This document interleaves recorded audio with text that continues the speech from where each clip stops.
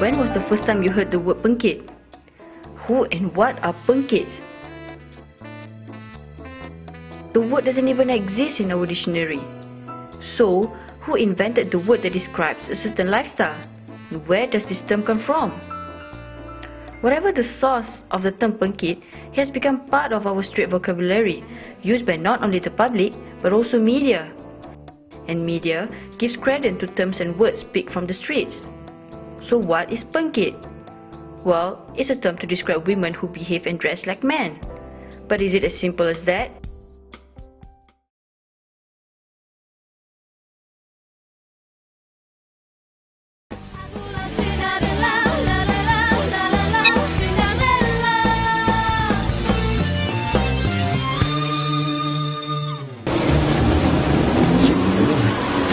Dia panggil aku Pengkid.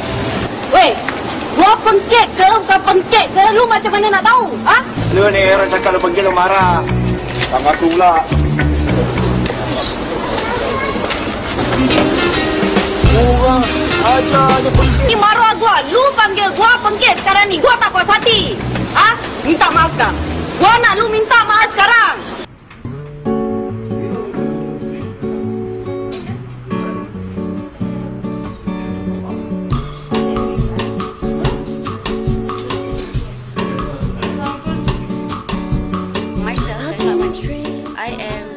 Who is very opinionated, feminist, and saya lasak. I wouldn't say saya kasar, saya lasak. And karakter saya, Zuela, dalam drama Cinderella, dia seorang macam saya. Kita adalah gadis yang guys akan lepak dengan kita, get love advice from us. Babe, tolong gua nyawet ni ada problem ni. Kita akan jadi best friend boys. Tapi kita tak akan jadi perempuan yang boys tu nak. Macam the long hair, the cantik, the ramping, the a lot of makeup and the baby and the you know, we're not girly girls. The director is Mohamedin from Cinderella. He's the writer as well. We've worked together before and he's seen my character and he's seen how I am like that, you know. So he said, I've got a very interesting character. Her name is Zuela and you know, she's a rough and tough girl. The character actually dia tomboy. Dia seorang yang lasak.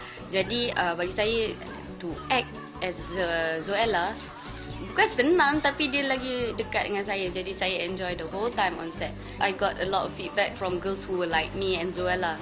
Girls who are, you know, they want to just be themselves. I want to go out with jeans and t-shirt, you know, and not bother about kena ke pakai high heels, kena ke pakai gencu, kena ke pakai makeup. And Zuela, every time in the drama, anybody call her Pengkid, she would, wah!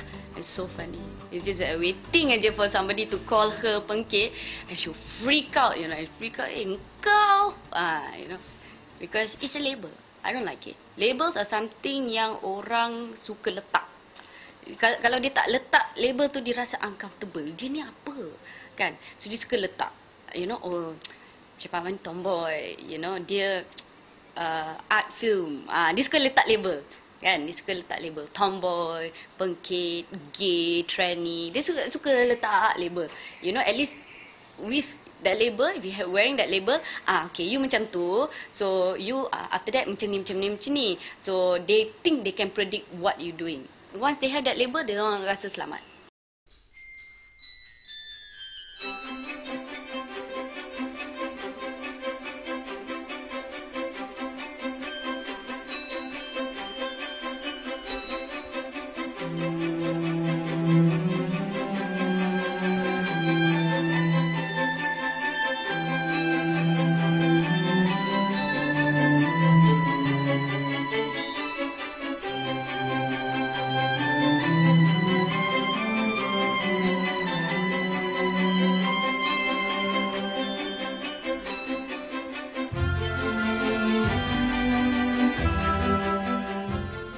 To me, Pengkids are girls who basically dress like guys and they have very boyish hair and they try to hide the fact that they are girls, but they're actually girls. And most Pengkids I know, they have relationships with other girls who are just normal girls. When I was in secondary school, there was this group of girls who always had very short hair. They walked like they had the ball between their knees, you know. They carried their hockey sticks and they were very protective of girls. Like they would open the door for you, they would slide out the chair for you. And I came from an all-girls school, so they were kind of like the boys in the school. I do have friends who behave like that, but they never like saya Pengkid. Apa khabar? Tak. Never.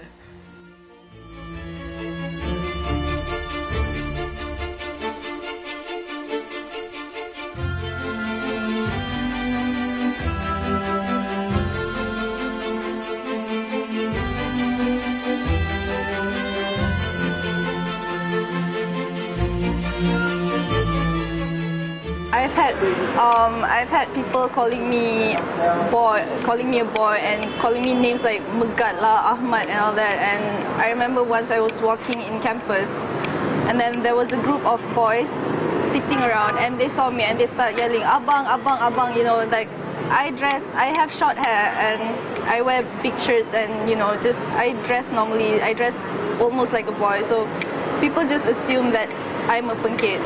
I don't consider myself as a Pengkid. Maybe a tomboy just by the way my attitude and the way I act with people, because I'm very boyish sometimes. I have 2 older brothers, so I'm mostly exposed to what boys do. Like I do all the things that boys do, like panjat pokok and all that. And I think that's a part of me.